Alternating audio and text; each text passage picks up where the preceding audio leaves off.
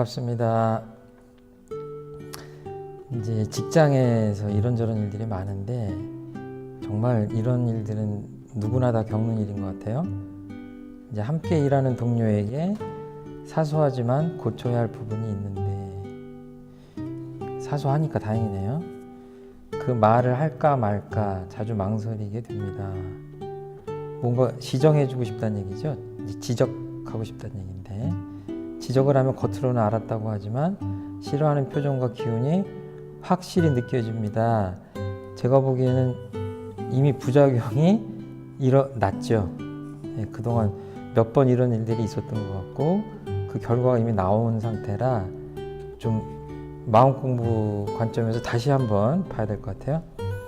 인간관계까지 어그러지는 것 같아 점점 꼭 필요한 업무 외에는 말을 하지 않게 되고 멀리하게 됩니다. 말을 하자니 못 받아들인 것 같고 말을 하지 않자니 마음이 불편하고 갈등하게 됩니다. 이제 이렇게 말씀하셨는데 이게 작은 원망이 큰 은혜를 가린다, 이런 경우가 참 많습니다.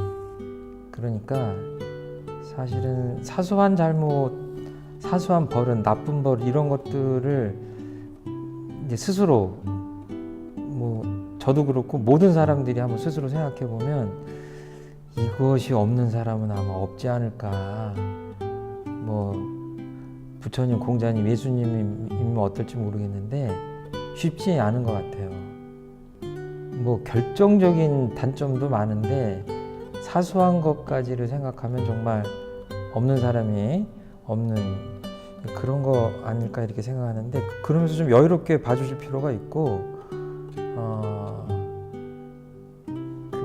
일단 이 동료에 대해서 이 작은 이 사소한 것들 때문에 동료하고의 관계가 어그러지지 않았으면 좋겠다 하는 그 기본적인 그 은혜에 대한 관점이 있는 상태에서 좀 생각을 해봤으면 좋겠어요.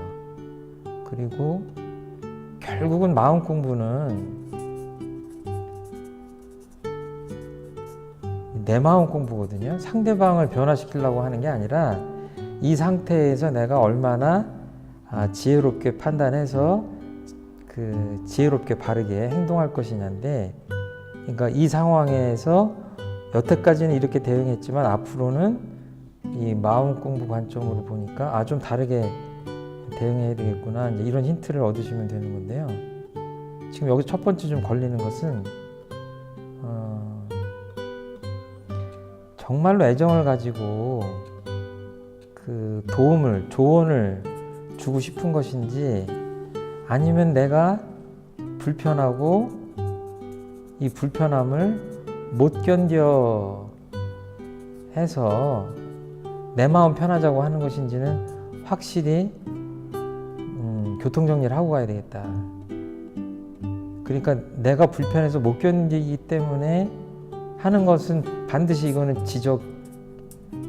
더 나쁘게 하면 지적질이라고 하는데, 지적하는, 그러니까 듣는 사람이 반드시 부작용을 일으키게 되는, 왜냐하면 상대방의 기분 나쁜 그 마음이 묻어나오고 그 기운이 묻어나오기 때문에 좀 조심해야 될 것 같아요. 그래서 정말로 그 상대방을 위해서 하는 이야기라고 하더라도 그 표현의 문제나 이런 것들을 심사숙고해야 되는데, 그렇지 않다면 이거는 좀 표현을 좀 자제를 하고 내 마음이 정리되고 할 때까지 좀 기다려야 되지 않을까 이렇게 생각을 합니다. 그래서 온전한 마음으로 좀 기다려야 되지 않겠냐 이렇게 생각을 하고요.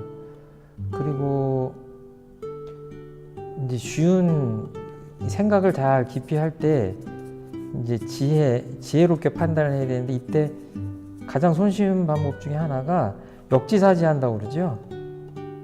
서로 입장을 바꿔 생각하는 겁니다. 이제 내가 이렇게 사소한 이 버릇이 있는데 상대방이 그걸 가지고 지적을 했을 때 나라면 어떻게 느끼고 어떻게 반응할 것인가를 생각한다면 좀 내가 어떻게 할 건지를 판단할 때 좀 도움이 되지 않을까 이렇게 생각이 되고요.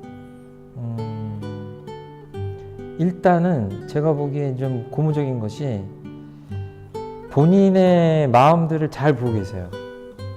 대단히 잘 보고 있습니다. 이렇게 하기가 쉽지 않은데 그 말을 할까 말까 자주 망설이게 됩니다 라는 것도 대단히 좋은 거죠. 왜냐하면 눈에 보이는 대로 이렇게 뭐라고 하는 사람도 세상에 많은데 이분은 할까 말까 하고 벌써 이렇게 마음을 멈춰서 생각해 보는 거 아니에요.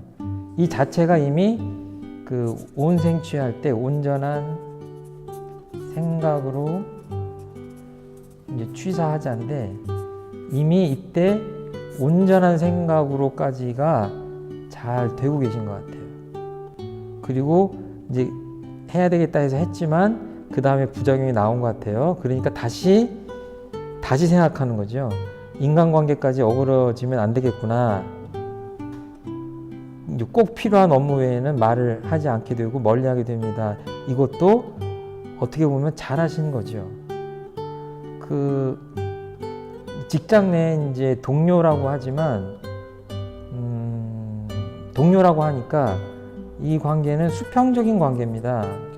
그래서 내가 어떤 업무적인 잘못을 지적해서 수정시켜야 할 그 의무와 책임이 있느냐 없느냐, 이 매뉴얼대로 상대방이 안 했기 때문에 업무에 막대한 지장이 있고 우리 팀에 문제가 생기고 우리 회사에 문제가 생긴다고 할 때 이 사소한 것이지만 더 큰 잘못으로 이어지는 그런 잘못이기 때문에 내가 바로잡아야 줘야 되는데 사실은 수평적 관계이기 때문에 해도 되고 안 해도 되는 그런 거냐, 아니면 나에게 그 의무와 책임이 있는 상태냐에 따라 이 취사는 달라질 수 있다. 그러니까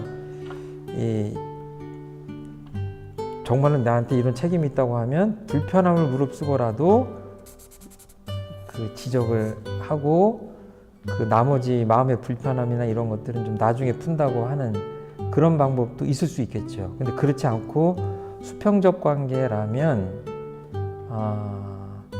뭐 늘 제가 반복하는 이야기지만 이 인간관계까지 어우러지지는 않게 하는 것이 맞지 않냐. 그래서 처음부터 다시 그 동료에 대한 그 은혜 또는 신뢰 또는 내가 상대방을 정말 아끼는 마음이 있는지, 내가 혹시 그냥 내 눈에 거슬리는, 그러니까 별것도 아닌데 내가 너무 예민하게 하는 것은 아닌지, 이런 다양한 것들을 다시 돌아본 상태에서 표현을 잘 골라서 원만하게 해야 되겠죠.